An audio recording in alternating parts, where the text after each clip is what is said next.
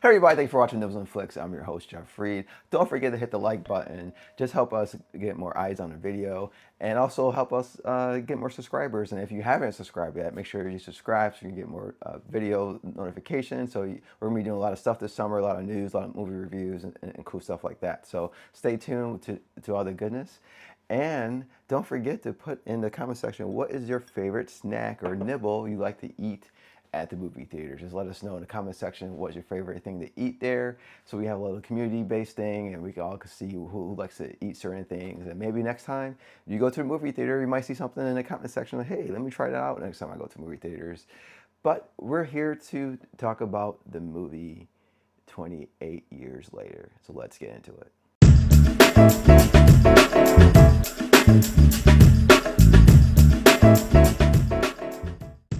A group of survivors of the rage virus lives on a small island.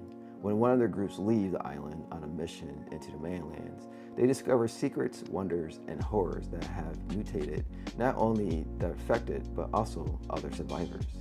Danny Boyle will direct the film, and he also written the film with Alex Garland, who also returns to the franchise. The movie starring Alfre Williams playing Spike, Adam Taylor Johnson is playing Jamie, Jodie Comer is playing Isla, and Ray Fiennes is playing Dr. Kelson. So this movie is a sequel of 28 Days and 28 Weeks Later.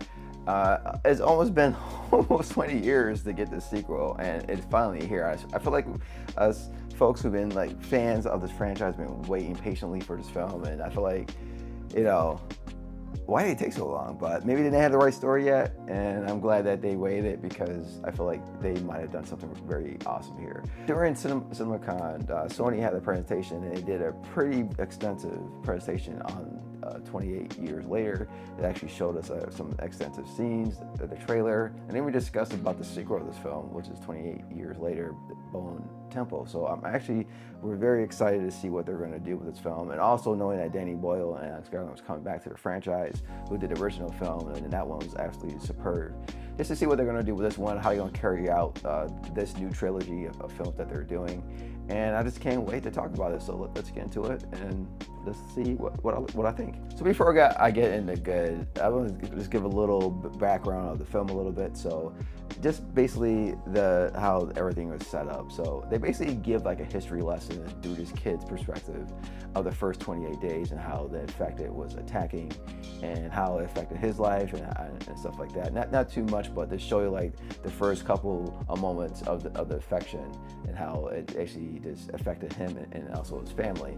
And it also gave a little blurb too, and basically confirming that only the UK is being quarantined, and also only had the affected, where we saw the last shot in 20 weeks later where the affected was running towards Paris. And it basically said the rest of the European countries contained them and made sure that they don't leave the UK at all. So it's only the UK that's really infected. They're the only ones in quarantine. Everybody else is pretty much okay, and they just do what they can do just to keep the infected away. They have like patrol boats and airplanes and stuff like that, just to control the infected and make sure it doesn't spread throughout Europe. What I like about these films, about Danny Boyle and Alex Garland, is that they really focus a lot on story rather than the kills. Yes, the kills are there, they're cool, they're awesome. However, they focus a lot on the story, and the story of this film about this family.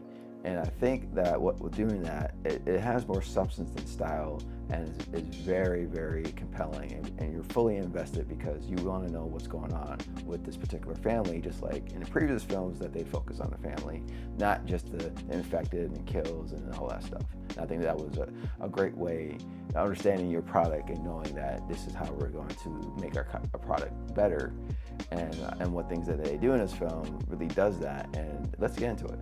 We start this film to like a rite to passage to manhood for Spike. He's going on this trip with his dad, Jamie, who's played by Aaron Taylor Johnson, And you see them going through like the mainlands, and they're doing it like this kind of like first kill to become a man and all this stuff too. And I thought that was kind of cool because it gave some kind of Last of Us vibes as well. But the bonding between these two, father and son, was very good. The things they were going through while they were in the mainland was actually edgy and tense through the whole time, but also very fun as well.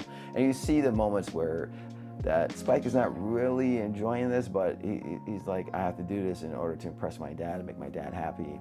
And it actually shows how rocky the relationship becomes later on throughout the film. And I thought that was really, really good how both actors portray this, when you got a lot of time when it comes to actually getting emotions between these two characters and seeing them grow this relationship. And when it gets to the end of the film, you're like, man, this is a very, very sad story.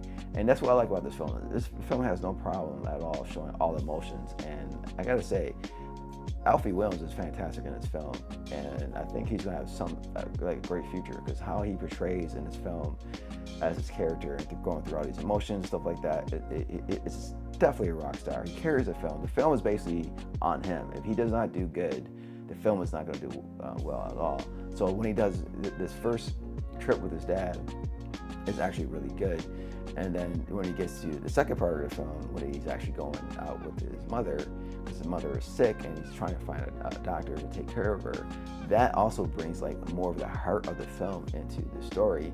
And that was even amazing. And his mother, who's being played by Jodie Comer, is just absolutely fantastic. These two on screen together knocked it out of the park. Just Jamie Comer's performance was absolutely amazing.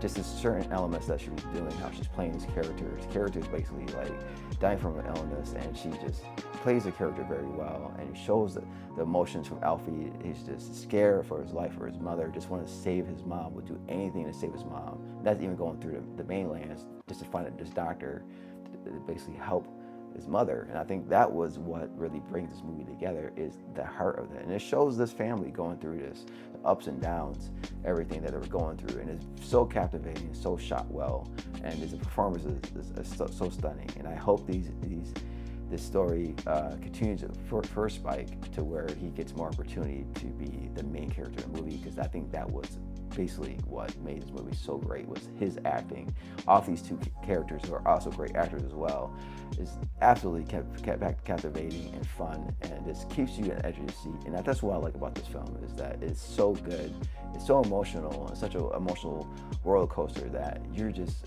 fully on board for each character when they're on portrayed on screen. Nothing about this movie is the cinematography of this film. I feel like Danny Boyle takes a lot of risk, and I know some people may not like some of the shots in this film, but I like it. It has this very art house type of shots, and this is absolutely fantastic for me.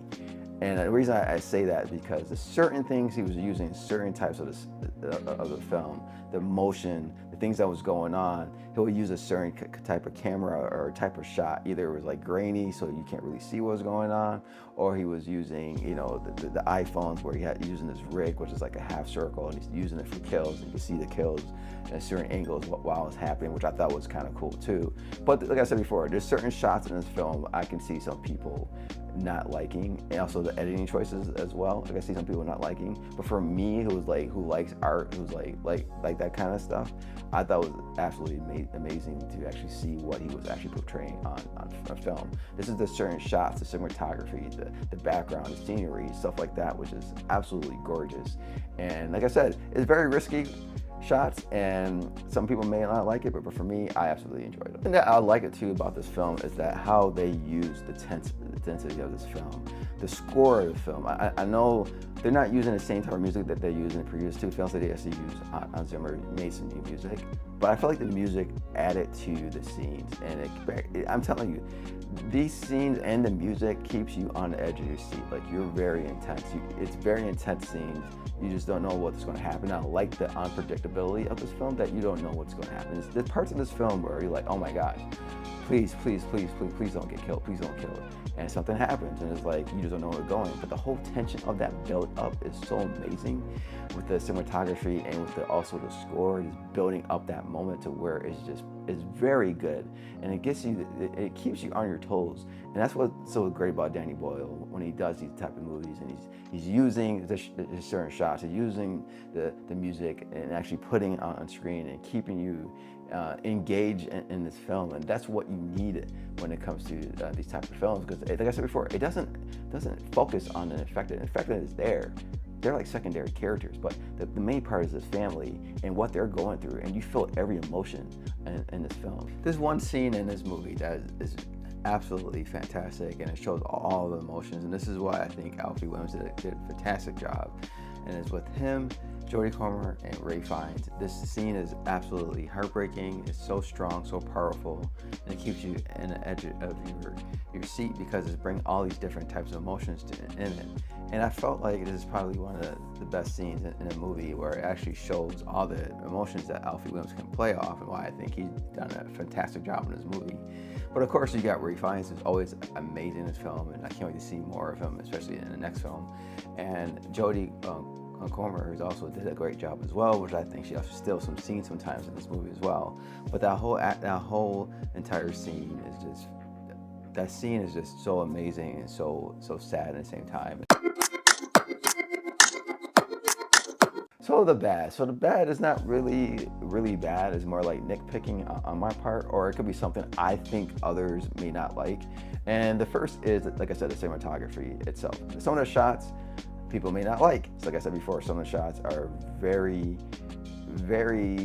artistic, very art house. Some of the shots are grainy too, so you don't see everything that's not clear, but it's done on purpose so it shows the realism. I can see some people not liking certain shots of the film. I thought it was creative the way they were doing it, but I can see other people not like it at all. Another thing I think that could be considered bad, but it was more like nitpicking, and it was only because I didn't like how the character's journey went through. And it was something that was going on with Jodie Comer's character, which they actually did something earlier in the film. And I was like, oh, okay, you know that she's going through a sickness, and you see something and you're like, they might go down this path. Maybe there's something new going on over here that they haven't really explained yet in this world yet, where it could be something brand new.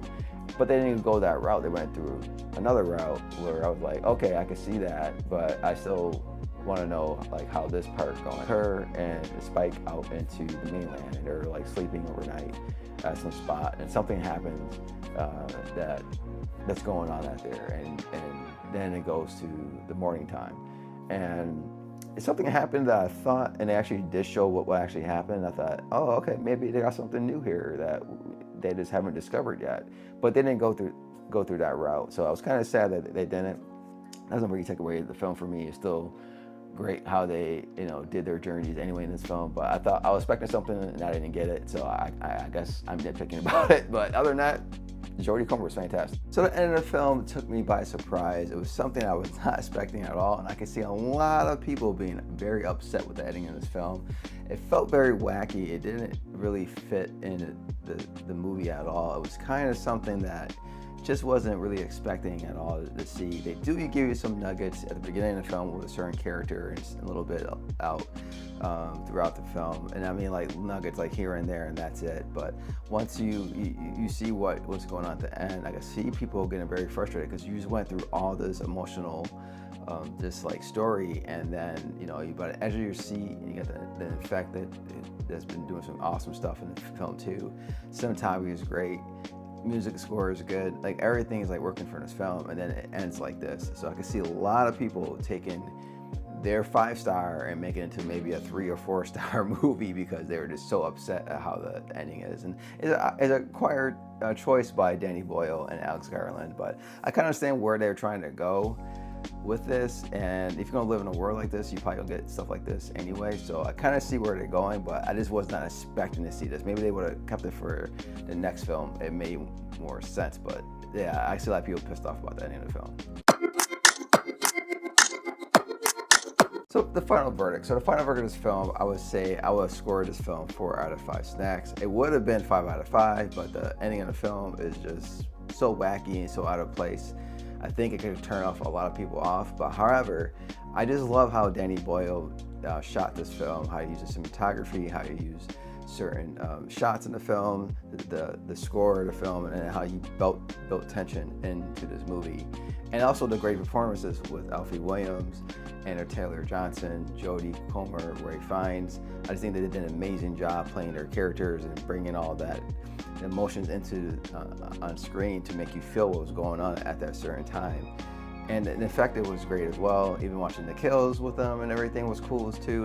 Everything they were doing was doing good. I do understand that some of the shots that were taken in this film is going to probably annoy some people.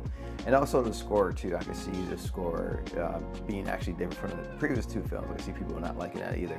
You know, Hans Zimmer I think is a very good composer, but I think I could see some people complaining about some of the music choices as well. But other than that, I thought it was a good film. And you know, like I said, the negativity of this film is I thought Jodie Comer was going one way and her character went to another, kind of like a nitpick. But other than that, just the ending alone, I can see a lot of people being very, very upset with the ending of the movie, and really kind of just ticked them off to the point where they sat through something really good, and I can see people saying that this movie ended horribly and not the way they wanted to at all. However, let me know in the comment section below. Do you guys think the same way I do about the film? Did you see this film? Do you feel the same way? Do you feel different? Let me know in the comment section below. And thank you for watching this video, and hit the like button to help us grow this channel. And I will see F1 soon, I think on Monday, so I'll be doing like out of the theater reaction to that. So definitely keep your eyes out on that, and I'll see you guys later. Take it easy.